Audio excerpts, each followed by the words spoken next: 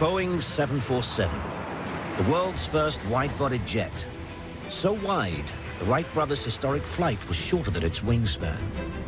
The quantum leap in technology of that airplane was just extraordinary. And it was much more than just a big aircraft. This airplane allowed every person on Earth the opportunity to get an airplane and fly anywhere else. But there's a hidden story to the Jumbo. It was a fight all the way. It was a billion-dollar gamble that stretched technology to the limits. The whole engine would move and the structure was obviously shaken, and you'd hear a very loud bang. Pushing the Boeing company close to financial meltdown. Boeing gambled the company millions of dollars on this project. But when it did fly, it soared off into the history books. The vision of that airplane, as big as it was, lifting off for the first time, was just magic. It became an icon, the most recognized aircraft in the world. When a 747 pulls up to the gate, people take pictures of it. Little kids point at it. The Jumbo has transported the equivalent of 80% of the human race. The 747 rated on a 1 to 10 scale, it has to be a 10. It's solid state, if you will. You know, it's majestic. The plane that created a revolution and changed the world.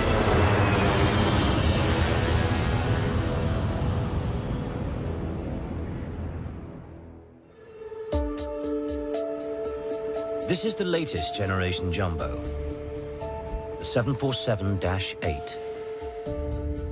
One of the world's largest and most advanced jet airliners. Its massive engines can take it close to the speed of sound. Lufthansa 796 cleared for takeoff, runway 18. Yes. Go. The 747 rapidly accelerates to the speed of a Formula One racing car. Rotate.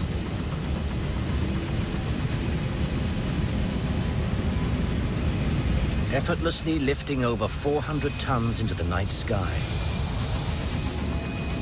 But the story of how this iconic aircraft became such a success was far from trouble-free.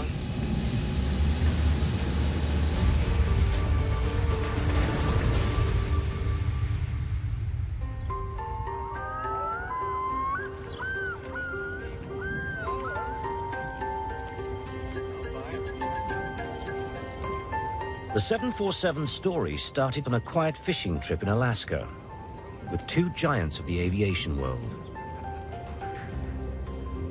One Tripp, the powerful yet suave owner of Pan Am, told Bill Allen, the no-frills boss of Boeing, of his vision for a superplane. Tripp wanted an aircraft 2.5 times larger than anything that had gone before. This was the early days of commercial jet travel. Juan Tripp at Pan American Airways saw an opportunity here for a bigger airplane to take advantage of this growth. An airplane with 400 seats that could carry more people and make more revenue. Both men were reaching retirement, and they wanted to go out with a bang. Gentlemen? Tripp signed for 25 of the Superjets to be called the 747. It was the largest commercial aircraft order in history. A deal worth a staggering $3.7 billion in today's money. And Bill Allen agreed Tripp could have them in just 28 months. It set an almost impossible challenge for Boeing's engineers. This was all new technology. Remember, this airplane was going to be twice the size of any commercial airplane in existence. And the time constraints, the schedule that they put on themselves was incredibly tight. Nobody had any idea of what it should look like.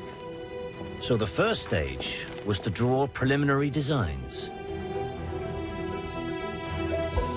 Heading the new 747 division was a young engineer, Joe Sutter. It was his first big break. They gave me 20 people to do preliminary studies. and we were on our own, and all we knew it was bigger. They wanted the airplane to have good range, and they wanted the airplane to go as fast as it could.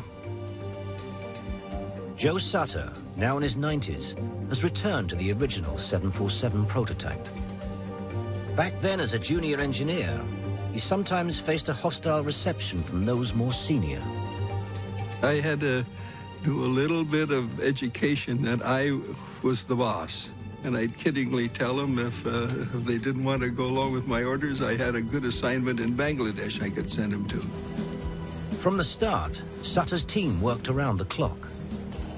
But despite the size of their challenge, they were not Boeing's #1 priority. Most of the company's resources and best talent were being diverted into another aircraft. We were certainly not the only kids on the block as far as the 747 program was concerned. The real hot-button item around Seattle was the supersonic transport airplane. This is what Boeing believed was the future. A supersonic transporter to travel 3 times the speed of sound. It was designed to outfly its European supersonic rival, Concorde, also in its design phase. And when Boeing's SST came into service, the 747 was to be relegated to shipping freight.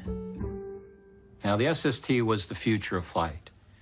Nobody was going to want to fly on a subsonic plane when you can get on a supersonic transport and fly 2.5 times the speed of sound and get to your destination in a fraction of the time.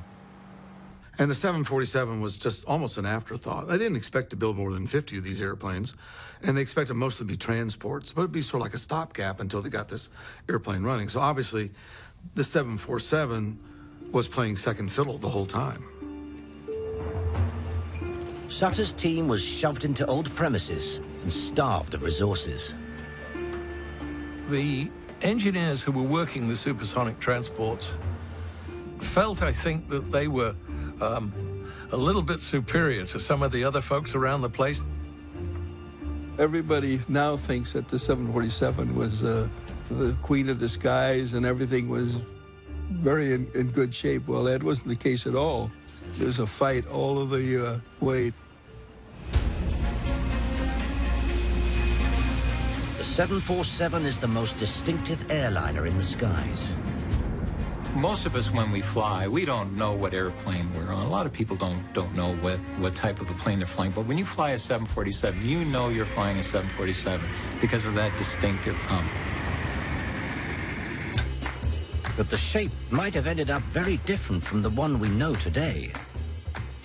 Pan Am boss One Trip demanded an ocean liner of a design with 2 narrow decks, one on top of the other. The first idea that came about was taking a conventional 707-sized airplane and taking 2 of those single-aisle fuselages and putting them together. And that's the airplane you see here. And from what I know from Joe is that they didn't like this idea very well. One Trip, you know, he was sort of a Navy man.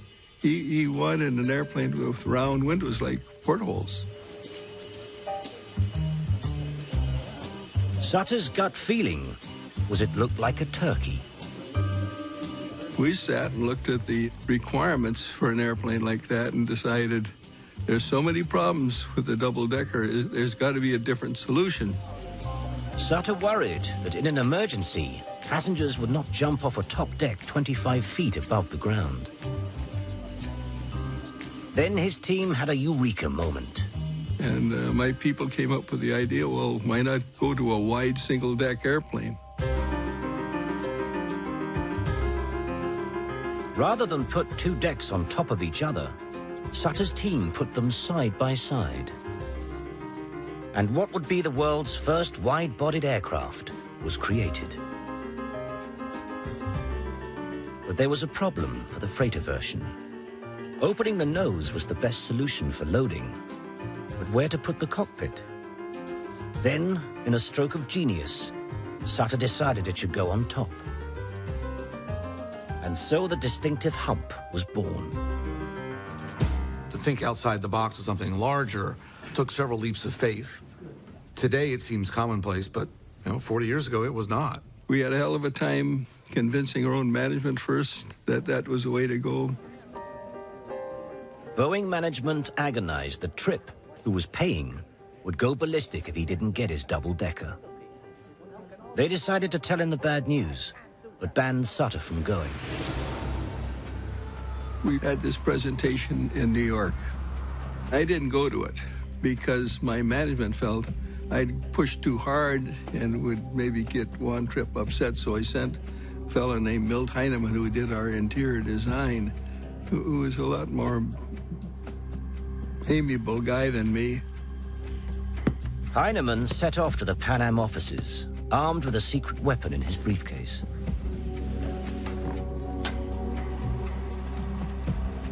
He had to convince Tripp that his passengers wouldn't be squashed in a single deck. He had just one shot, and it was time for his secret weapon. Can you help me, please? Heinemann showed with a 20-foot clothesline just how wide the 747 would be. It was a startling piece of theater.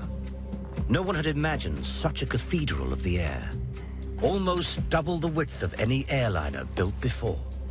It didn't convince Juan Tripp right away, but his people were astounded.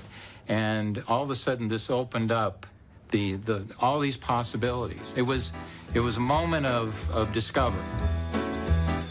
Tripp eventually bought the idea when he saw a mock-up of what his plane would look like. Sutter got the go-ahead for the first wide-body jet in history. But now, they had to turn a wooden mock-up into a real flying machine. The race was on. In wind tunnels, they evaluated the aircraft. Only the first flight would tell if it would really fly. But these tests were critical. Get the design wrong now, and the consequences could be disastrous. The airplane business is completely different than any other business. You're committing $10 billion to just throw it in. You're stuck with it. So you better do it right or forget it. 75,000 drawings detailed how every last part fitted into the prototype. I think one of the first impressions one had of the real size of the airplane was when we first put a cross-sectional drawing of the engine up on the office wall and really realized the office wall wasn't quite big enough. Inside, the 747 program becomes a reality. Soon, Sutter and his team were running out of space. Boeing had to take drastic action. Today, at Boeing's massive Everett plant in Washington State, 747s are still rolling off the production line. This is the largest building on Earth, equivalent in area to over 50 football fields. So high, clouds can form in the ceiling. It was built specially for the 747. At huge expense, Boeing flattened the wilderness north of Seattle. They even built a railroad to bring materials to the site. This was one of the largest construction sites in the world. In just 6 months, Sutter was able to start moving in. Soon it wasn't only the Everett plant that was entering the record books. The prototype was made up of 4.5 million parts, 100 miles of wiring, and nearly 75 tons of aluminium. But it wasn't just the parts that were mounting up. The amount of money that was being spent on all aspects of this program was pretty astronomical. Boeing faced even more expense when new orders from 25 airlines meant production models had to be started. The 747 was now costing over £20 million a day. But there was no real money coming in. Airlines only pay on delivery. Boeing faced a cash crisis. The banks threatened to pull out. Boeing gambled the company, millions of dollars on this project. They took a big risk on it. To help deal with the crisis, Sutter was summoned to a high-level meeting. My boss was one of these people that decided, well, you can do anything by just saying you're going to do it. So he's told Bill Allen, I could drop a lot of engineers. His job was on the line, unless he cut 1,000 engineers, almost a quarter of his workforce. I know that. So here I am in front of Bill Allen and all my management people, telling them, hey, this is the real facts of life. We can't give up any engineers. I'll leave it with you guys. Sutter refused to back down. I figured that was my last day at Boeing. But he won the standoff. Boeing had little option but to continue with the project. If we had dumped 1,000 engineers, the program would have collapsed. Then what would you do? Throw it out the window and declare bankruptcy? Now it was touch and go if Boeing would go bust before the 747 was ready. And the big press launch date was fast approaching.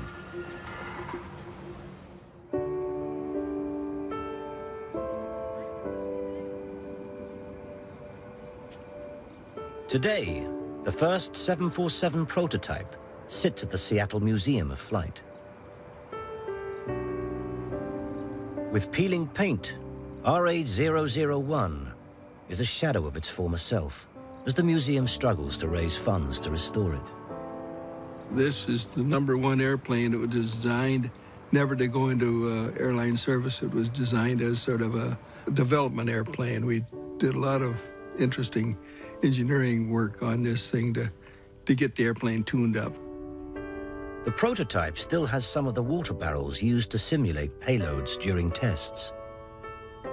Banks of equipment that could measure how the airframe and engines would perform under the stress of flight.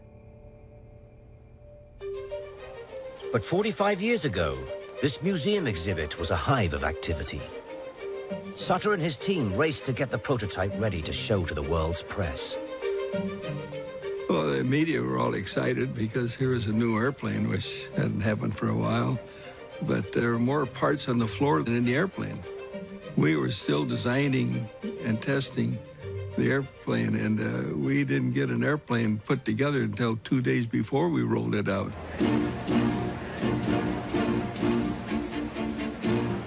With paint still wet and parts missing, the prototype was rolled out to an expectant press and public. But for Bill Allen, it was a relief just to have something to show Pan Am and the nervous bankers. It was also time to reassure the 25 other airlines who'd placed orders that this was the aircraft sensation of the decade. Rollout day came to us as real excitement. It was pure adrenaline as far as I was concerned. TV cameras were there, everything was rolling. We were all invited along to stand outside and watch this magnificent thing come out of the hangar. And I think it gave everybody a thrill. I can't imagine anybody who didn't feel, pretty proud of that day. 26 air hostesses prepared for the christening. It didn't quite go to plan. Don't break it yet. The cadence is going to be 1, 2, 3. Got it? Okay, wait. All right, we'll do it again. 1, 2, 3. But behind the excitement, there was one thing that Boeing didn't shout about. The aircraft couldn't fly. The engines were purely decorative. Yeah, when they rolled it out, very dramatic.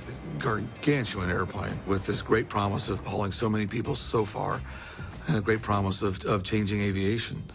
The question was that promise going to be realized or not?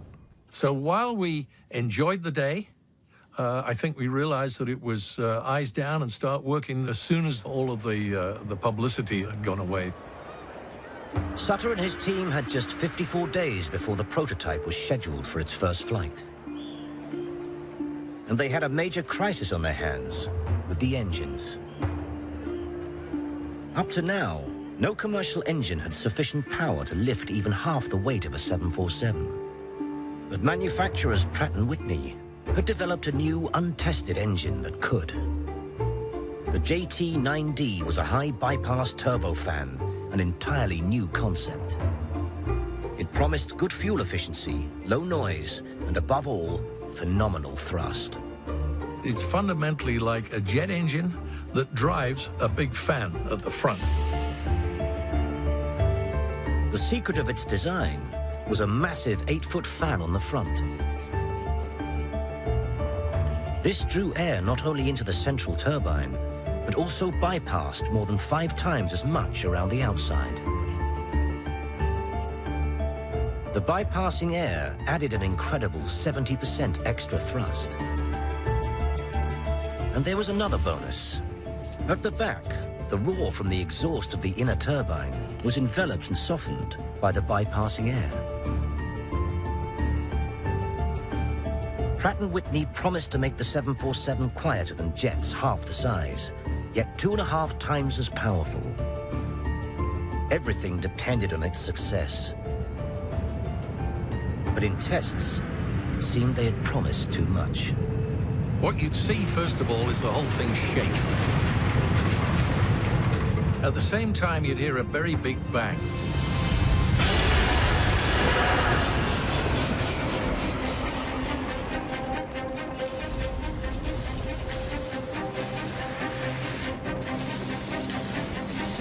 Sometimes the flames are longer than the airplane.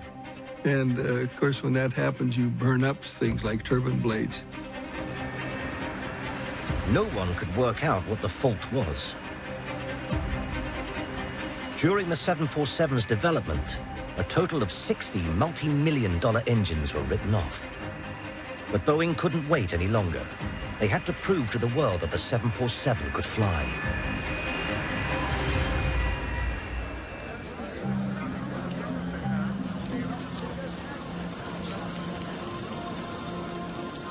Two months behind schedule, test pilot Jack Waddell and his crew walked out to the prototype. It was time for the 747's first flight. Waddell's co-pilot was Brian Weigel. It was an incredible day. You have to realize there was this enormous pressure from all over the world. This thing had drawn the attention of the aviation industry over the globe, and there was a huge mob watching it. Bill Allen was a risk taker. He was literally betting Boeing on this airplane. And there was a lot of nervousness about this. There were a lot of people saying that it wasn't going to fly, so there was a lot of pressure to make this happen. Test pilot Jack Waddell and his crew deliberately wore their everyday clothes as they entered the flight deck. There was so much skepticism about the 747. Would this thing really work? Is it way too big? And, you know, will it even fly? And so on. So I think Jack's concept was to make it an everyday occurrence kind of. Look, this airplane's safe. Look at us. We're just dressed here in our normal suits and ties. But despite outward appearances, Jack Waddell was worried about the engines. Tight, double-checked. On the first flight, Jack Waddell was concerned enough. We actually put in about 40 automobile batteries, hooked them up to hydraulic pumps, so in case he lost all 4 engines, he'd have flight controls. At around 11:20 a.m., RA001 headed off for the runway. It was time. Ready for takeoff. RA001, roger that.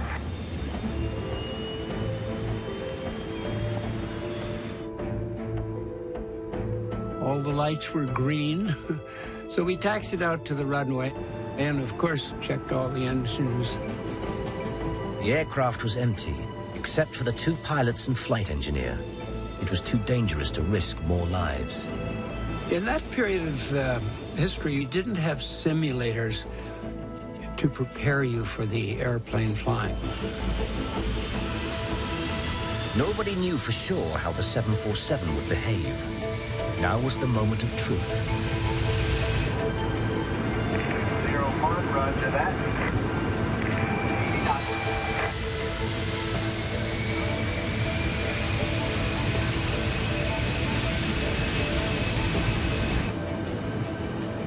Jack pulled back, the nose came up, wheels left the ground.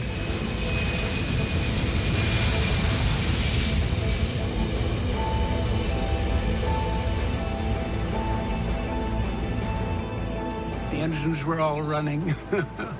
That moment, we had a great feeling of relief. Now we can go about our work, you know. It was a glorious feeling.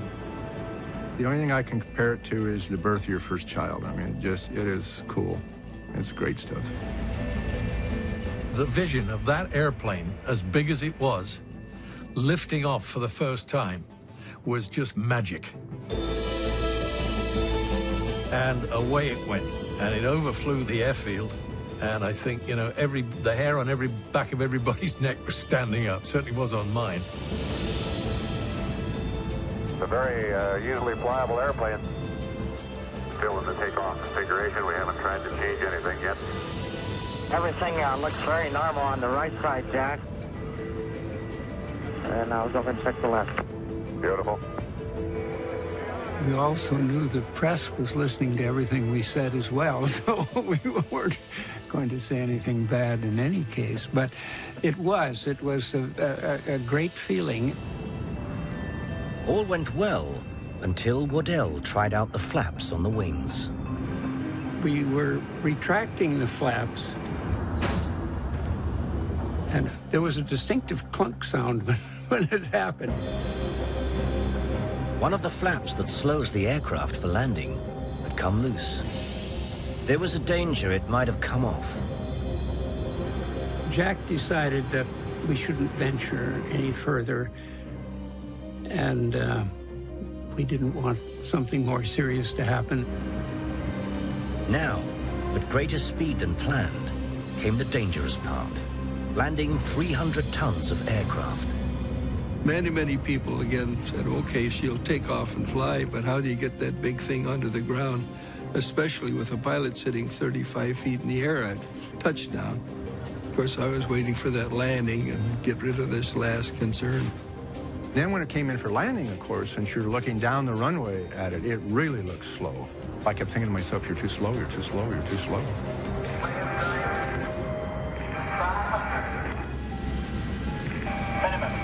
He made a nice approach, and he looked pretty confident. And, of course, I'm sitting there relaxed, and Jack has to make a good landing in front of all those people.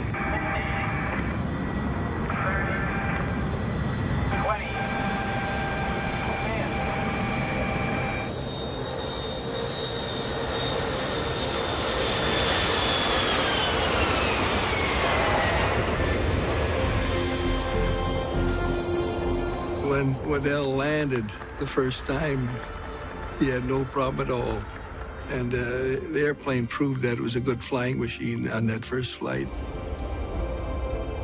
The feeling of completion, actually, once you've slowed down and start to taxi, you feel you're pretty well completed. And that huge mob awaiting, but the fact that this had come off after all this time was a great feeling of superb satisfaction.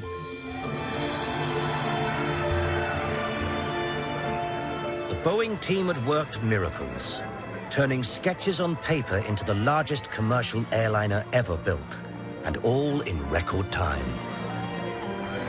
I guess this sounds complacent or something, but that thing is just ridiculously easy to fly. It's just a pilot's dream.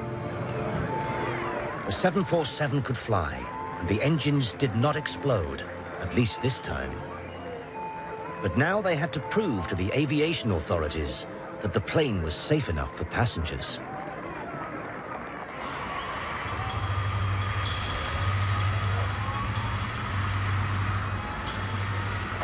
No matter how bad the weather, the tests began. They had just 11 months left. Taking the aircraft to the maximum speed before it took off, the brakes were slammed on. The wheels caught fire, but the crew had to wait an anxious 5 minutes before putting them out. Waddell deliberately put the 747 into death-defying stalls.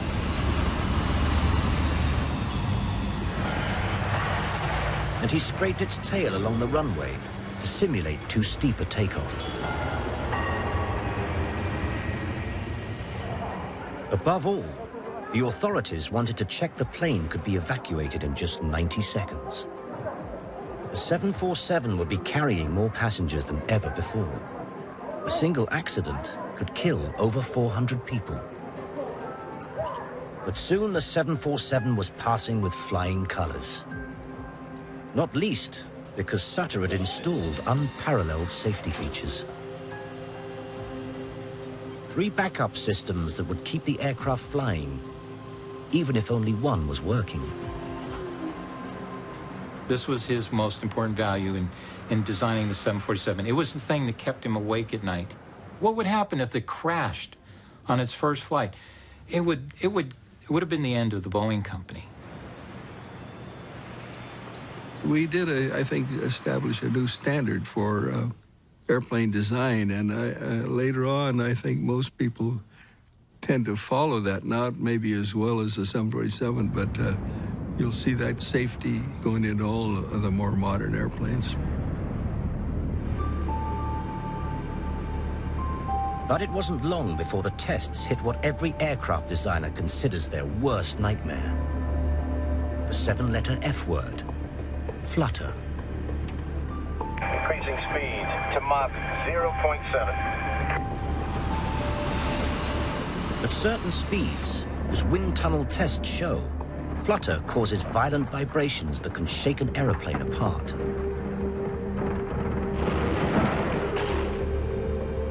Pan Am and others wanted us to design an airplane as fast as we could, which meant that we had to thin the wing and sweep the wing. And that can cause a condition called flutter. And if you tame flutter, that's fine, but if you don't, you can lose a wing. The wing was a miracle of engineering, based on Nazi swept-wing designs of the Second World War. It could change its shape to suit every flying condition. Massive triple-slotted flaps unwound to give 90% extra lift at slow speeds. The wing did all this, yet could be bent at the tip 20 feet before braking. But the dangerous flutter threatened the entire project. Jack Waddell deliberately pushed the aircraft into the danger zone. To explore the flutter area, which came normally with a certain airspeed and altitude, you would approach it very cautiously by only advancing your speed a little bit at a time. Mach 0.8.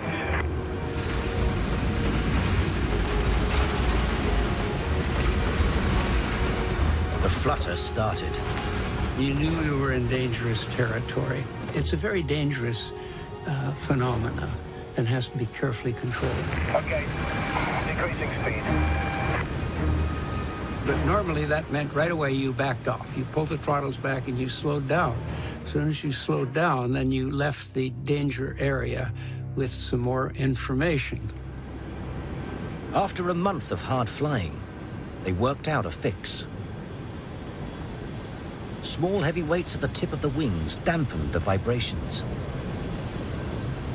We did control it. We found the answers. We got it done, but it took a lot of time. Time that Boeing didn't have. While the tests raced ahead, anticipation of the new Jumbo was building on this side of the Atlantic. They said the Jumbo couldn't be built. No factory could hold it. But Boeing leveled a mountain and built the biggest factory in the world. And the revolution in our travel habits begins in only 4 months. The catering vehicle at door 1 starboard is elevated. Investing millions in new facilities, airlines rehearsed arrival day of the new giant. The starboard air conditioning vehicle is positioned and started. The cleaning vehicle at door 5 starboard is elevated, and cleaning of the rear toilet starts. International airports were expanded to create massive hubs ready for the passenger explosion was to come. But all the preparations would be for nothing if the engine faults could not be fixed. With only months before the first 747s were due to go into service, production models started piling up outside the Everett factory. Very few of the airplanes ever had engines on them. They usually had a concrete block hanging off of the pylon where the engine is supposed to mount. The concrete blocks stopped the aircraft from tipping up on their tails.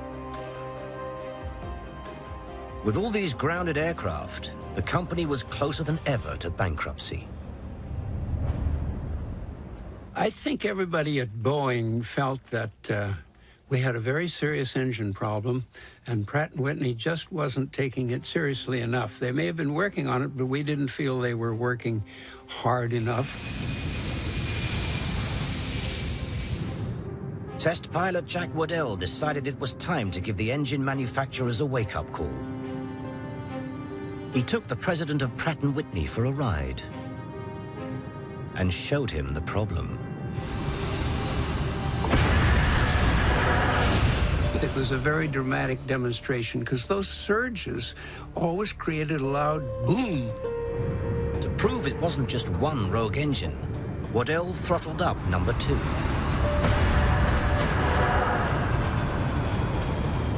He was about to do it again, and the Pratt guy said, I got it, I understand. Yeah, okay. And that test was over. Jack was merciless. He had no sympathy for him.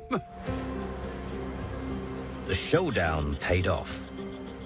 The cause of the flameouts was found. Under certain conditions, the large front fan distorted the inner engine casing, so that it no longer made a snug fit around the spinning turbine blades. This caused the air and fuel mixture to break up and explode. But by simply stiffening the casing, they hoped that they had solved the problem. Engineers raced to fit the engines. The Jumbo at last could go into service. For Joe Sutter, it had been a long, hard battle. The fact that we got the airplane done in time and it was a good airplane is attesting how well the people that worked with me did their job. But it was a fight all the way.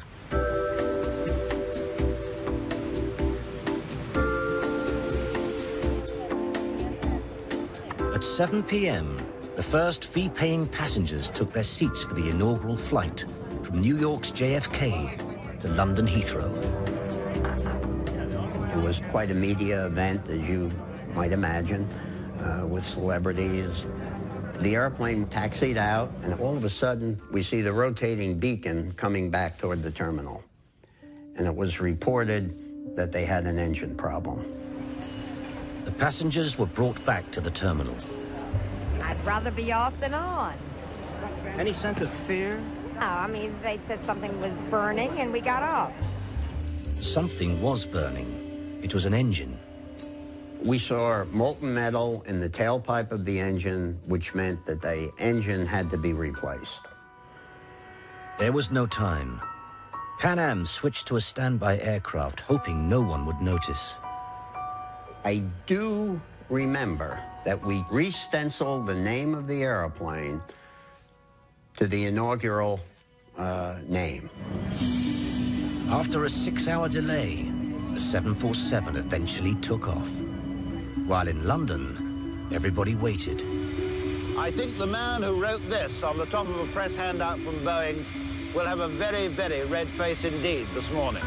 He's right, we haven't. It had not been the launch Pan Am or Boeing had hoped for. But when the tired passengers did eventually land at Heathrow, the 747 was met by excited crowds. No one had ever seen a plane this size before.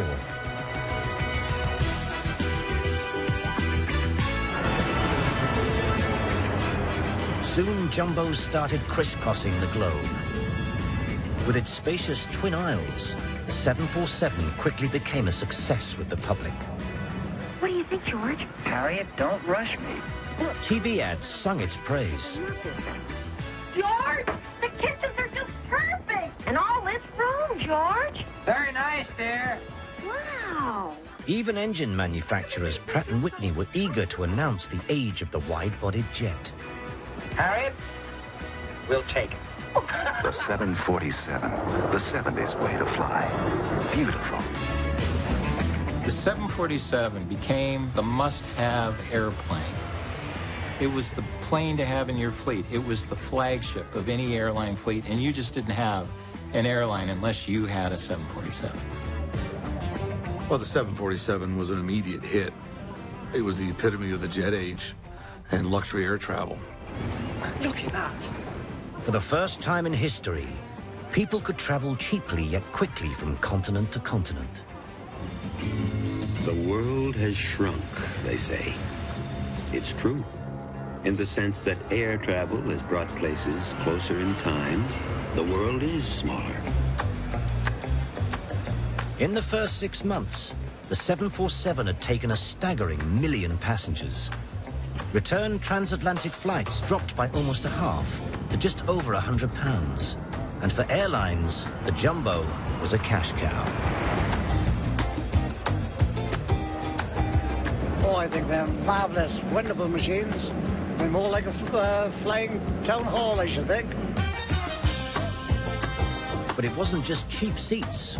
The Jumbos introduced a new age of luxurious air travel.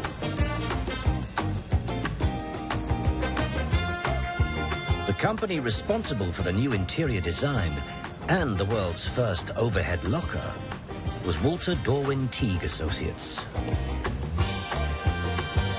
We did actually go through a period where day glow colors and upholstery were actually very, very popular. And we did some things there that I think probably today we'd look back and kind of not be so happy with, but they were really beautiful at the time.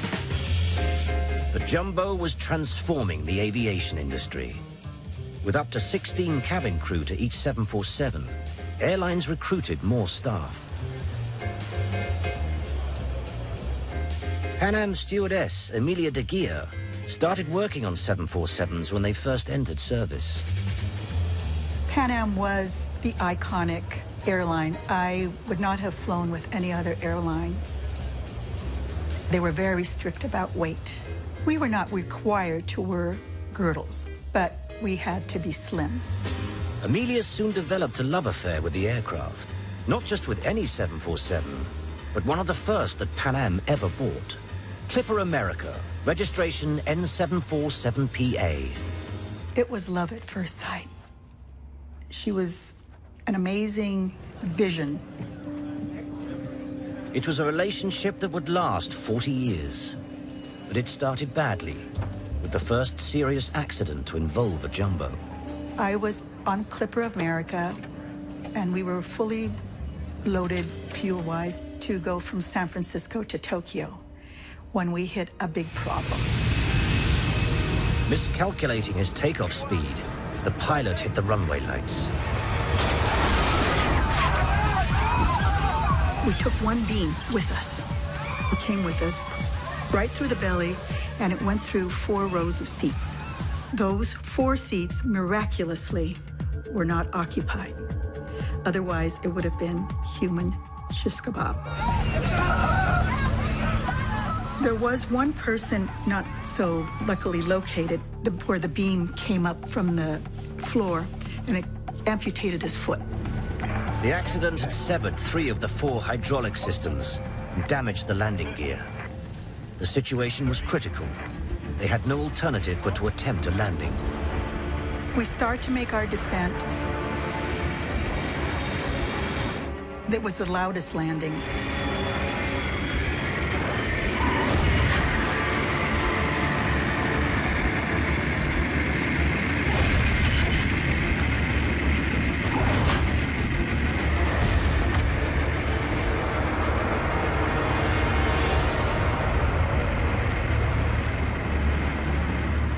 And then everything was quiet.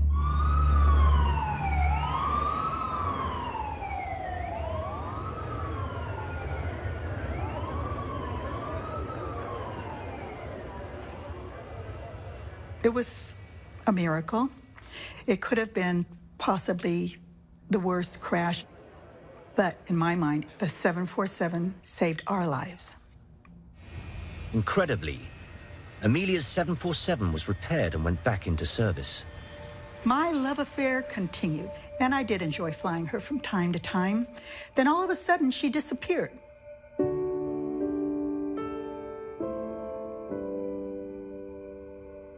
Amelia learned of the fate of her jumbo, now 40 years old, and renamed after Pan Am's founder, 1T Tripp. She ended up apparently in South Korea as some kind of restaurant? How demeaning. Then I heard they finally dismantled her and she doesn't exist anymore. Why couldn't they have kept an airplane like her, you know, for all posterity?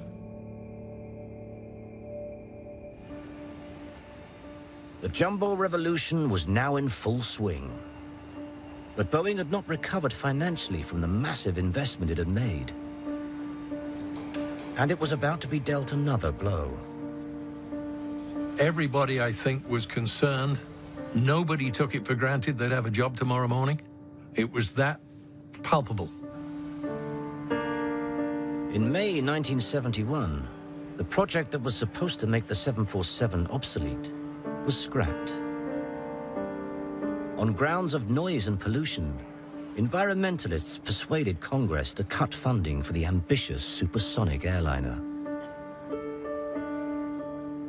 Boeing cut its workforce by nearly 2/3. 60,000 jobs were lost.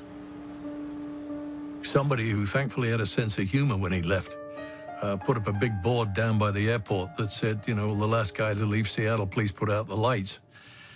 And, you know, it wasn't funny. That was a bittersweet kind of a piece of humor. It was a close call, but as more orders rolled in, the plane that was supposed to be the underdog saved Boeing. British Airways regret to announce a delay to departure of this flight due to late serviceability of the aircraft. Soon it had become part of our everyday life.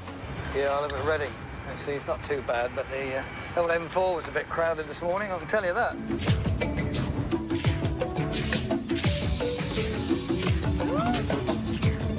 Through the 80s, airlines like British Airways encouraged passengers to travel to ever more exotic locations with the promise of cheap fares.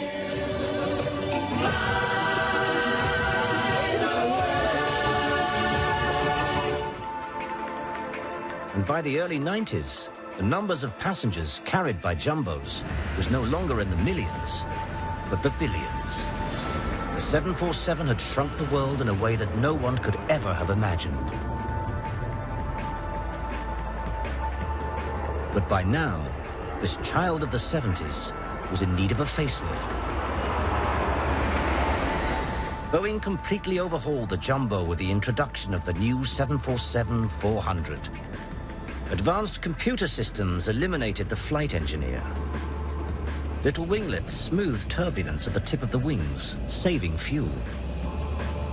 With extra tanks, the 747 could now travel 1/3 of the way around the planet without stopping. The improvements made the jumbo the all-time favorite of crews. Among them, celebrity pilot John Travolta. The 747 rated on a 1 to 10 scale, it has to be a 10. As a Qantas ambassador, Travolta was able to realize a lifelong ambition, to learn to fly a 747. But his instructor didn't make it easy. He threw a doozy at me. He killed 2 engines. I had hydraulic problems, I had electric problems. I had about 5 major failures, plus others, instrument failures, whatever. Travolta landed safely, and the experience didn't dent his love for the 747. In fact, quite the reverse. You're dealing with a pedigree of aircraft, and you feel it when you're flying it. You know you have an airplane beneath you. It's solid state, if you will. It's majestic. There's a saying, if it's not Boeing, I ain't going. Qantas offered Travolta his own 747, but he reluctantly had to turn it down. I loved it. I was so impressed that I was being offered it, but I'm not a sheikh or, you know, I don't have this kind of money to support that kind of plane. At $500 million plus, a personal 747 may be too expensive for John Travolta. But there are mega-rich who can afford their own jumbo flying palace. Greenpoint Technologies offers the Aerolift, which takes you directly from your car into the aircraft, and 8 private suites in the loft area. To date, 12 of these pimped aircraft have been sold. The names of those who can afford the $500 million plus price tag are kept strictly confidential. With its wide body and massive capacity, the 747 has proved endlessly adaptable. For nearly 35 years, Jumbos piggybacked the space shuttles, returning them to the Kennedy Space Center. The Evergreen tanker is the world's largest fire extinguisher. This jumbo can drop 20,000 gallons of fire retardant over a swathe of land 4 miles long. And this 747 has on board the world's largest airborne astronomical observatory, NASA's SOFIA. At 45,000 feet, the thin atmosphere offers views of the universe not possible from ground-based telescopes.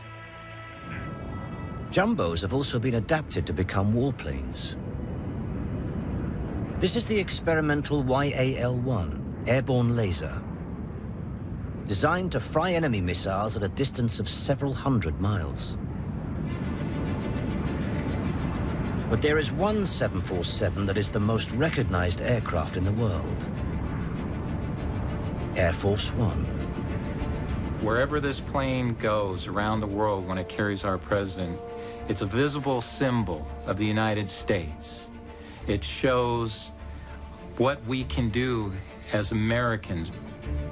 Inside is a mix of secret communication systems, offices and suites for the president and his staff. It can carry a full press corps and even has its own fully equipped hospital. All of us that flew the 747 in the military were, you know, we developed a love for the aircraft. It was just the perfect machine. This is not only a flying White House, it's also a military aircraft. Self-defense on the aircraft, can't really talk about, but there are other classified modifications for the aircraft to allow the president to survive in a nuclear environment. Air Force One costs nearly $180,000 an hour to fly and is lovingly looked after by a team of 100. It had to be hand-polished every time it came in after a mission, because it had to be perfect. You represent the United States of America, but the other part is you're representing the Boeing 747, and it was just an immaculate aircraft. Air Force One is now over 20 years old, and the US government is searching for a replacement. Boeing may just have the perfect plane for the job, a new 747.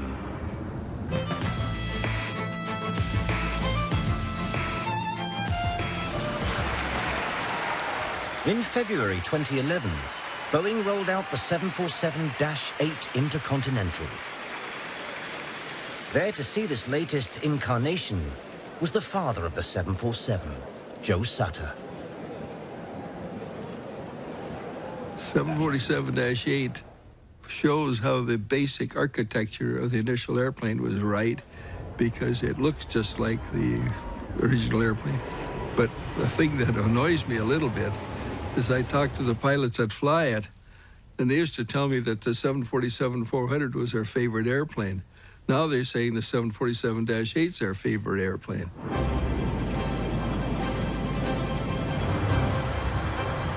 Boeing is eager to boast about the Dash 8's latest advances.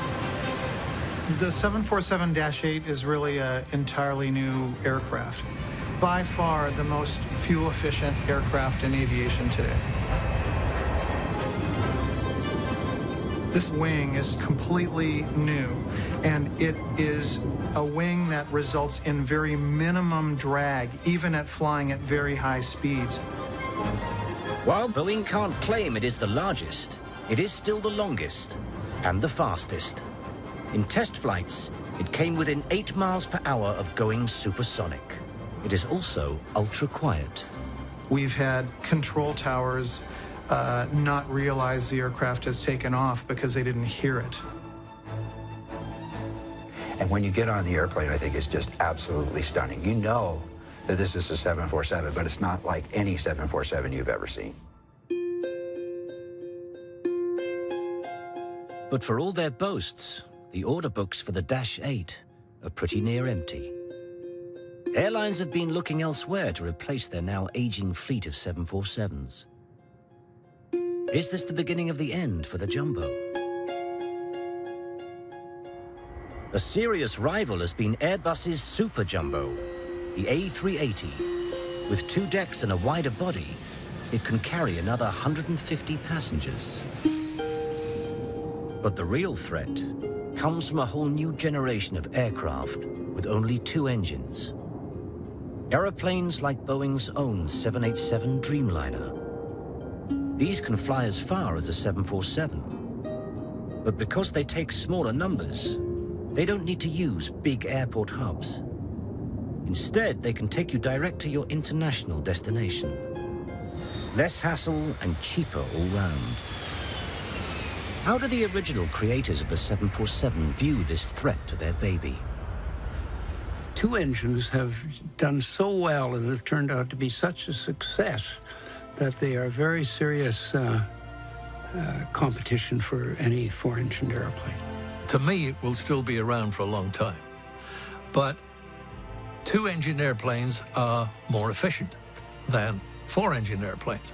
And when we were putting this airplane together, 4 engines were flown because we didn't have the levels of engine reliability that we have today.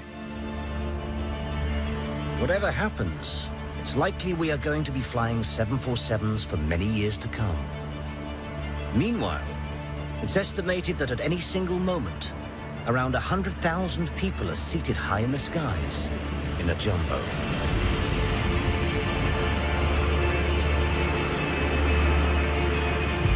Until you're in the ground, they will be flying, certainly. I don't see an end to when the 747 flies. I don't think the 747 is going anywhere because there are too many of them and there's too much investment in its future.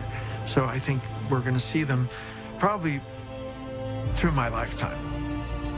It will go out of service maybe 50 years from now. Who knows? When the time does come, when they're no longer flying, I think we'll all miss them very greatly. 747 was built in just 28 months and against all the odds.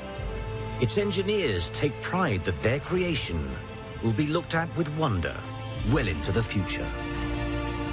I've always felt that the 747 was my airplane. It's part of me and I'm part of it. That's the way I like to feel about it. The proud feeling that I have is that we did a hell of a good job. Designed a safe airplane that the pilots love to fly and little old ladies like to fly on it. So it's turned out to be quite a success.